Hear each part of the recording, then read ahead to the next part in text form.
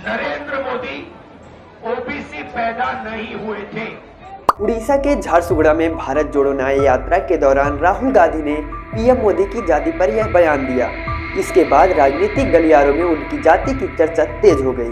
आज की वीडियो में जानेंगे राहुल गांधी के बयान के क्या मायने हैं और क्या वाकई पीएम मोदी ने अपनी जाति को ओबीसी कैटेगरी में शामिल किया था। समाज विज्ञानी और लेखक अच्युत याग्निक के मुताबिक भारत में मोदी सरनेम का इस्तेमाल करने वाले बनिया और तेली समुदाय के लोग हैं। इसे हिंदू, पारसी के साथ मुस्लिम लोग भी इस्तेमाल करते हैं। मोदी समुदाय कहां से आया, इसका ओरिजिन कब हुआ, इसे लेकर कोई पुख्ता जानकारी नहीं मिलती है। एक्सपर्ट्स बताते हैं कि आज से करीब 600 साल पहले एक घुमंतू समुदाय गुजरात में आकर बस गया था। ये लोग वहां पर मूंगफली और शीशम का तेल निकालकर बेचने का काम करने लगे, इसलिए इन्हें तेली घाची या घाचा कहा जाने लगा। बाद में धीरे धीरे ये समुदाय राजस्थान, मध्य प्रदेश, हरियाणा, झारखंड के हिस्सों में बसने लगा। National commission for backward class के मेंबर रहे पीएस कृष्णन के मुताबिक गुजरात में मोधेरा इलाके में मोदी श्री देवी को मानने वाले मोद घाची लोग मोदी सरनेम लगाने लगे। सवाल उठता है कि क्या मोदी सरनेम लगाने वाले सभी लोग ओबीसी होते हैं? अच्युत याग्निक के मुताबिक मोदी कम्युनिटी दो हिस्सों में बटी हुई है।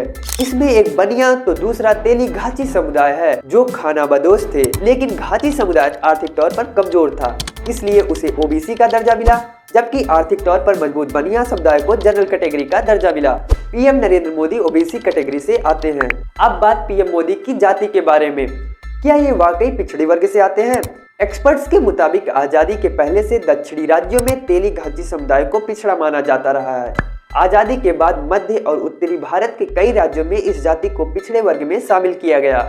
साल 1955 में बने पिछड़ा आयोग ने गुजरात के आसपास रहने वाली इस समुदाय को पिछड़ी जाति में शामिल करने की सिफारिश की। इसके बाद साल 1979 में बने दूसरा पिछड़ा आयोग ने गुजरात में रहने वाले तेली और मोद घाटी को बैकवर्ड क्लास में शामिल किया था। दूसरे राज्यों में मोदी के अलावा इस समुदाय को साहू या तेली कहा जाता है।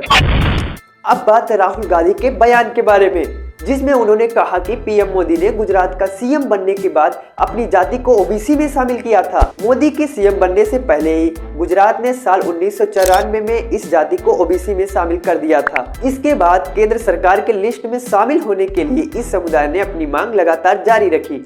इसके बाद 28 अगस्त 1997 को national commission for backward class यानी एनसीबीसी की एक बेंच ने फैसला लेते हुए तेली मोद घाटी को केंद्र की ओबीसी लिस्ट में शामिल किया। पीएम मोदी पर गुजरात का सीएम रहते हुए अपनी जाति को सामाजिक और शैक्षणिक रूप से पिछड़े वर्ग यानी एसटीबीसी में शामिल करने के आरोप लगे। हालांकि सन 2014 में गुजरात सरकार के प्रवक्ता नितिन पटेल ने बताया कि 1994 के नोटिफिकेशन में मोद घाटी सहित 36 जातियों को ओबीसी में शामिल किया गया था। घाटी समुदाय की बाकी उपजातियां इससे बाहर रखी गई हैं, जिन्हें सन 2002 में शामिल किया गया था। मोदी सरनेम को लेकर की गई राहुल गांधी की टिप्पणी क्या उन पर भारी पड़ सकती है? सन 2019 चुनाव प्रचार के दौरान राहुल ने कहा था कि सभी चोर मोदी ही के होते हैं। इस मामले में सूरत की सेशन कोर्ट ने मार्च सन 2023 में राहुल गांधी को सजा सुनाई थी। ऐसे में बीजेपी इस बयान को राजनीतिक मुद्दा बना सकती है। यदि बनाती है तो आपके हिसाब से आने वाले लोकसभा चुनाव में कांग्रेस यानी INDI गठबंधन पर इसका क्या असर पड़ेगा? कमेंट में जरूर बताएं।